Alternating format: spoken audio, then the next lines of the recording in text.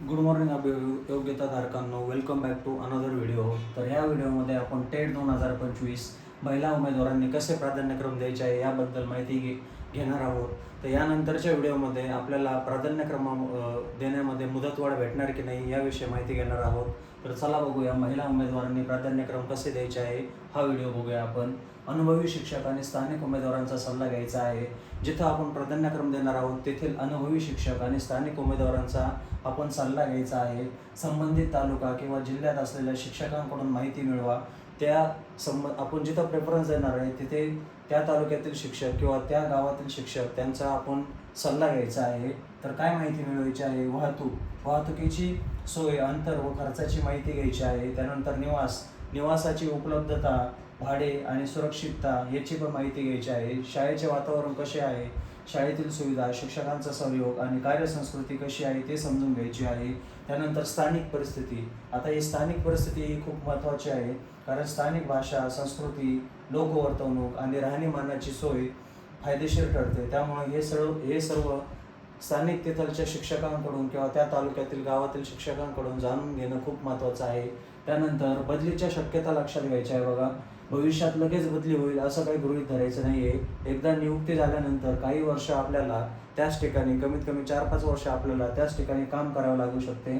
संयम, नियोजन आणि सकारात्मक दृष्टिकोन ठेवायचा आहे, कारण सरकारी नोकरी ही खूप महत्त्वाची आहे. बघा, त्यानंतर योग्य वेळी बदलीची आपल्याला नक्कीच संधी मिळू शकते. तर पवित्र पोर्टल टेट 2025 मध्ये महिलांनी प्राधान्यक्रम देताना त्यांच्या सुरक्षिततेचा विचार करायचा आहे. दुर्गम भागांची माहिती घ्यायची आहे. वाहतूक, लोकसंख्या आणि परिसर सुरक्षित आहे की नाही याची खात्री करायची आहे. निवासाची सुरक्षा व्यवस्था तपासायची आहे. महिलांसाठी सुरक्षित वसतिगृह किंवा भाड्याने घर उपलब्ध आहे का हे चेक करायचं आहे. त्यानंतर प्रवासाची सुरक्षा तपासायची आहे. दररोज ये जा करताना सुरक्षित वाहतूक सुविधा उपलब्ध आहे की नाही हे चेक करायचे आहे. त्यानंतर रात्रीच्या वेळी परिस्थिती कशी आहे ते जाणून घ्यायचे आहे. परिसरात रस्ते, लाईटिंग, पोलीस मदत सहज उपलब्ध आहे की नाही हे सगळं चेक करायचं आहे, कारण आपण सुरक्षिततेला पहिलं प्राधान्य द्यायचं आहे.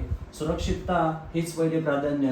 आपण जर सुरक्षित राहाल तरच नोकरी आनंदाने कराल. आता टेट 2025 मध्ये महिला उमेदवारांनी प्राधान्यक्रम देताना त्यांच्या मुलांच्या शिक्षणाचा विचार करणे महत्त्वाचे आहे. मुलांचे शाळा कॉलेजेस जवळ आहे की नाही ते पहिले चेक करायचे आहे.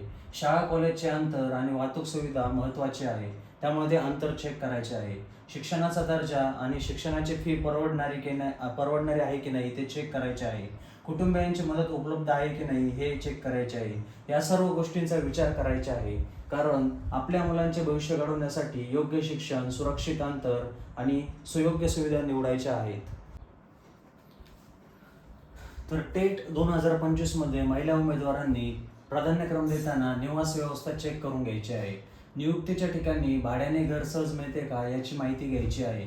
महिलांसाठी सुरक्षित वसतिगृह, निवासाची सुविधा आहे की नाही हे चेक करून घ्यायचे आहे.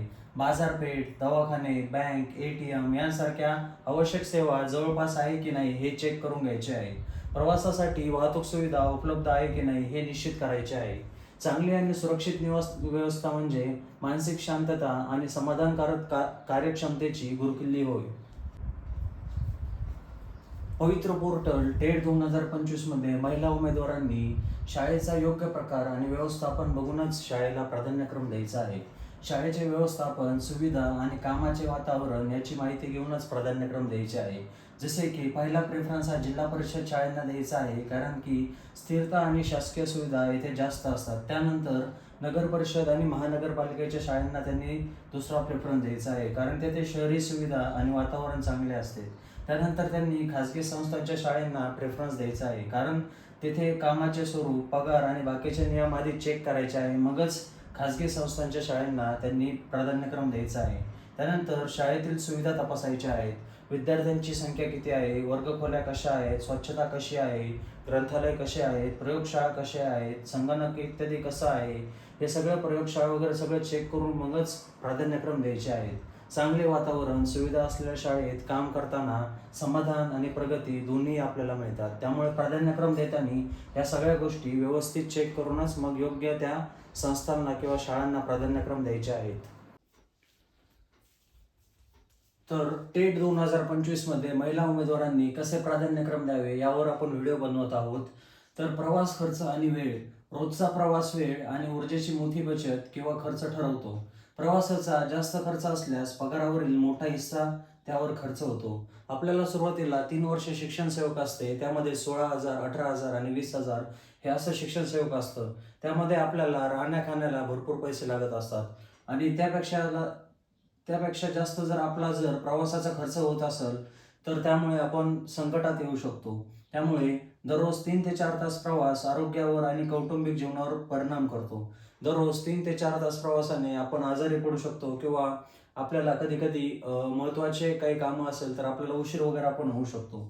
घर, कुटुंब, वैयक्तिक वेळ मिळवण्यासाठी प्रवास वेळ कमी असलेली जागा निवडा. आपल्याला जर घरी मुलांसाठी किंवा परिवारासाठी वेळ द्यायचा असेल किंवा वैयक्तिक स्वतःसाठी वेळ द्यायचा असेल तर प्रवास वेळ कमी असलेली जागा आपण निवडायची आहे. कमी प्रवास, अधिक बचत आणि चांगले आरोग्य हेच आनंदी जीवनाची एक शैली आहे. त्यामुळे कमी अंतरावर असलेले संस्था किंवा शाळांना शक्यतो महिलांनी प्राधान्यक्रम द्यावा. यानंतर तुम्ही वैवाहिक स्थितीचा विचार करा. तुम्ही जर अविवाहित उमेदवार असाल तर भविष्यात लग्नानंतर बदलीची आवश्यकता भासू शकते. त्यामुळे अतिशय दुर्गम भाग टाळणे योग्य ठरू शकते. तुम्ही जर विवाहित उमेदवार असाल तर पतीचे कार्यस्थळ, मुलांचे शिक्षण, कौटुंबिक जबाबदाऱ्या लक्षात घ्या आणि शक्यतो कुटुंबाजवळील जागांनाच प्राधान्यक्रम द्या, जेणेकरून तुम्हाला तुमच्या परिवाराचंही ध्यान ठेवता येईल. त्यामुळे प्राधान्यक्रम देताना अविवाहित उमेदवारांनी असे प्राधान्यक्रम द्या आणि विवाहित उमेदवारांनी असे प्राधान्यक्रम द्या. तर पवित्र पोर्टल टेट 2025 मध्ये महिला उमेदवारांनी प्राधान्यक्रम देताना त्यांचे घरापासूनचे अंतर विचारात घ्यायचे आहे. शक्यतो आपल्या गावाजवळील किंवा जिल्ह्याच्या शाळांना प्राधान्यक्रम द्यायचे आहे. दररोज ये जा करणे शक्य आहे का याचा विचार करायचा आहे. खूप दूरच्या ठिकाणी नियुक्ती झाल्यास राहण्याची व प्रवासाची अडचण निर्माण होऊ शकते. त्यामुळे तिथे काही सोय होते का राहण्याची याचा विचार करायचा आहे. गावाजवळील शाळा, कमी प्रवास आणि जास्त वेळ वाचतोय हे महत्त्वाचे आहे. त्यामुळे प्राधान्यक्रम देताना घरापासूनचे आपल्या शाळेपर्यंत अंतर किती आहे याचा निश्चितच विचार करायचा आहे. समजा एखादी विवाहित महिला उमेदवार आहे, जिला 6 ते 8 हे होम डिस्ट्रिक्टमध्ये भेटतंय.